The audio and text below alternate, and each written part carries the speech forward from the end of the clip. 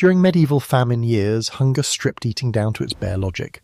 Fields failed, granaries emptied, and familiar foods vanished one by one. In that vacuum, choice lost its meaning. Bitter wild seeds, normally ignored or rejected, remained. They were gathered not because they were nourishing or pleasant, but because they still existed beyond failed fields. When survival narrowed to time itself, bitterness became an acceptable cost. In medieval Europe, famine was not simply a shortage of food, but a systemic collapse.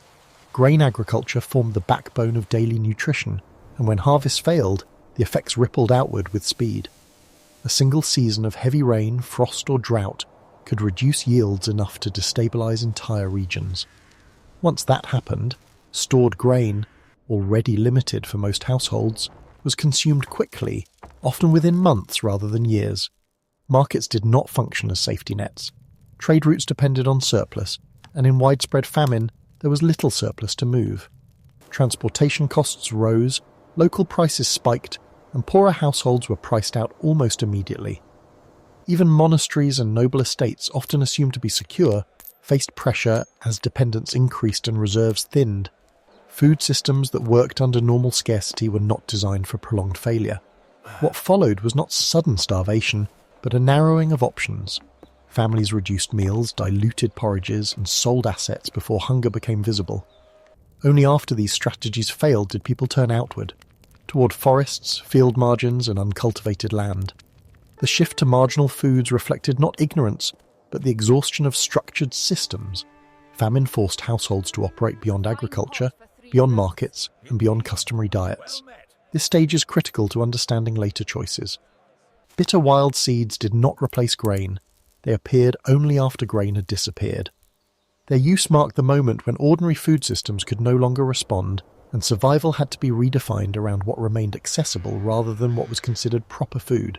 Wild seeds occupied spaces that medieval agriculture did not control. They grew along hedgerows, forest edges, fallow land, and disturbed soil, areas often overlooked in years of abundance. Because they required no sowing, ploughing, or protection, their survival was disconnected from the success or failure of crops.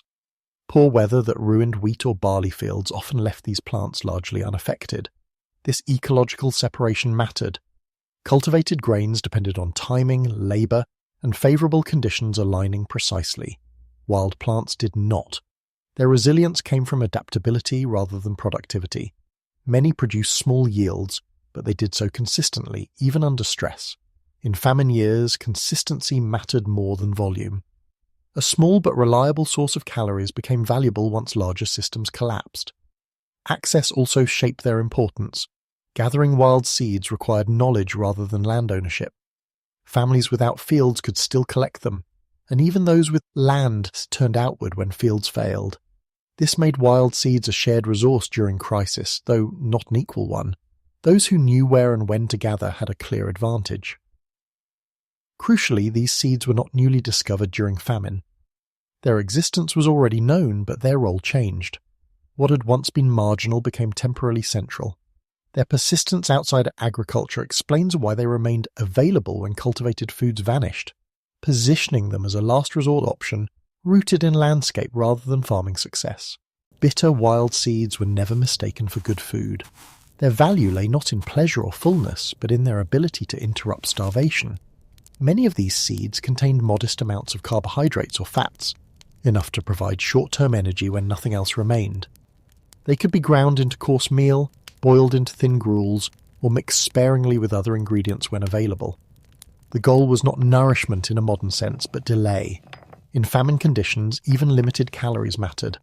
Hunger weakened bodies quickly, reducing the ability to work, gather, or travel in search of alternatives. Bitter seeds helped stabilize this downward spiral. They did not restore strength, but they slowed decline. This made them useful during transitional moments when households were trying to bridge the gap between failed harvests and uncertain future relief. Preparation was essential. Raw consumption was rare, as bitterness often signaled compounds that were difficult to digest or potentially harmful. Processing reduced immediate discomfort and allowed the body to extract what little energy was present. Still, meals made from these seeds were thin and unsatisfying. They filled the stomach briefly but left little lasting strength. I can sense how calculated this choice must have been. Eating bitterness was not about hope or recovery, but about managing weakness, trading discomfort for one more day of movement, thought, and survival. The usefulness of bitter wild seeds depended entirely on knowledge. Many carried natural toxins or compounds that could cause illness if eaten incorrectly. Medieval communities understood this risk through experience rather than written instruction. Soaking, repeated boiling, drying, or discarding the first cooking water were common techniques used to reduce bitterness and harm. These methods did not make the seeds safe in absolute terms, but they lowered the danger enough to justify consumption during crisis. This knowledge was fragile. It was transmitted orally, often within families or small communities, and reinforced only during rare famine events. Long periods without need could erode familiarity, making mistakes more likely when hunger returned. Errors carried severe consequences. Improper preparation could lead to poisoning, compounding suffering rather than alleviating it. As a result, people approached these foods cautiously, relying on memory and observation rather than experimentation. What mattered was not precision, but restraint.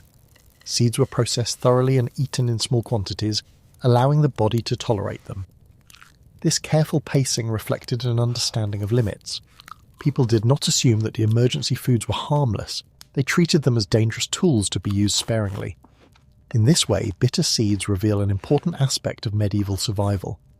Endurance relied not only on what the landscape offered, but on inherited judgment, knowing how far one could go without crossing into greater harm. Bitter wild seeds occupied a clear position within medieval food thinking. They were not integrated into normal diets, nor were they treated as substitutes for staple grains. Instead, they functioned as contingency foods, resources acknowledged, remembered, and deliberately set aside for moments of failure. Their use signaled that ordinary options had already been exhausted.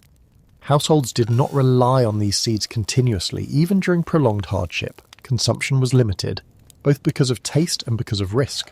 Small amounts were stretched across meals, often diluted with water or mixed with whatever else remained. This careful rationing reflected an awareness that emergency foods could not sustain long-term health. They were meant to slow collapse, not reverse it. The distinction mattered socially as well. Eating bitter wild seeds marked a boundary between survival and normality. Once conditions improved, they were abandoned quickly. Their presence in storage did not imply acceptance, only preparedness. Keeping them did not mean people expected to eat them, but that they feared a moment when choice would disappear. This framing helps avoid romanticizing famine responses. Bitter seeds were not clever alternatives or hidden delicacies. They were reminders of vulnerability. Their value lay precisely in their undesirability. Because they were not consumed casually, they remained available when desperation arrived. In that sense, their marginal status preserved their usefulness, making them a reserve defined by the reluctance rather than preference. Bitter wild seeds carried memory as much as nutrition. Their role was shaped by recollection of past famine years, stories of hunger, illness, and narrow survival passed down across generations. Families remembered not only which seeds could be eaten, but when they had been used and why. This memory framed them as foods of last resort, associated with fear rather than routine. Because famine was intermittent, long gaps separated moments of use. During these gaps, seeds remained physically stored or mentally archived as knowledge. Their meaning persisted even when they were not consumed. Preparing them again revived older experiences, reinforcing their association with hardship. People did not forget the conditions under which these foods became necessary. This emotional weight influenced behavior. Seeds were gathered and kept reluctantly, often without immediate intention to use them. They represented anticipation of loss rather than hope. To store them was to acknowledge the possibility of collapse without surrendering to it. In this way, memory functioned as a survival tool, shaping precautionary behavior long before hunger arrived. I feel that keeping these seeds was an act of quiet realism. People understood that survival sometimes meant living alongside memories they hoped never to repeat, preserving knowledge not for comfort, but for the moment when comfort disappeared. Even in years when food was sufficient, bitter wild seeds were rarely discarded. Their continued presence reflected a cautious logic shaped by uncertainty. Medieval households understood that recovery could be fragile. A single failed harvest, an outbreak of disease, or renewed conflict could unravel stability quickly. Keeping unwanted foods was a way of acknowledging that security was temporary. These seeds functioned as a form of insurance. They were preserved not because they were valued, but because they extended the range of responses available during crisis. Food security did not mean relying only on what was desirable. It meant maintaining access to what could still be used when conditions worsened. By keeping these seeds, households accepted that survival might someday require them to cross personal or cultural boundaries of taste.